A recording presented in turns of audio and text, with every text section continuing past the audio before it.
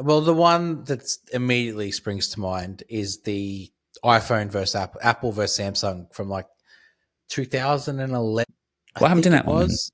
While Apple sued Samsung for copyright because they thought Samsung infringed on a lot of patents when they developed the first Galaxy S phone. And I think Galaxy S1 and S2, they said that they copied the design of the home screen and the UI, and they copied the shape and the camera placement of the phone itself for the S1. Is And by that to that point, this? though, yeah, sorry, read it. So I I don't was going to say, understand is that. that to this thread that I read to you just before we started recording? I saw this on Threads yesterday. This mistake haunted Steve Jobs forever. Jobs trusted Samsung to help build the iPhone. Then Samsung stole Apple's design and launched the Galaxy. Jobs' response: "I'll spend every penny of Apple's 40 billion to destroy them."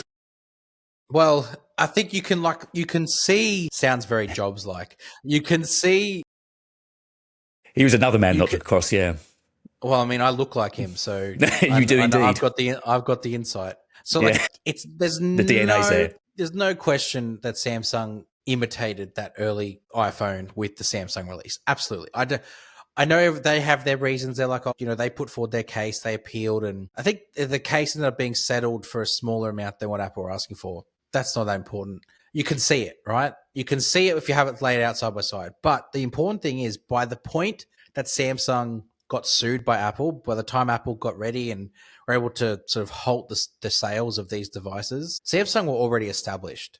They were on the S3 and S4, and they had their own unique identity and unique operating system that was so far removed from what Apple were doing that they didn't matter what happened with those first two phones in that court case because Samsung was already an established number one smartphone maker in the market. Hmm. And it's almost like that strategy paid off for them because they were able to imitate and then grow next to and then become bigger than in their own way out after they sort of took inspiration at first. And equally, you could argue how much different does any slab phone really look? They're kind of What can rectangles with cameras on the back. At that first point, what can you really do? Like Yeah. it's a square screen or rectangle screen with some round corners and a button. Like there's not much more you can really do to a touch screen. And then Samsung obviously found their own way and their own design Hmm. language and were able to cut their own unique selling points. But that first stage, yeah, that's the core case that I would say that Samsung litigated with pretty heavily.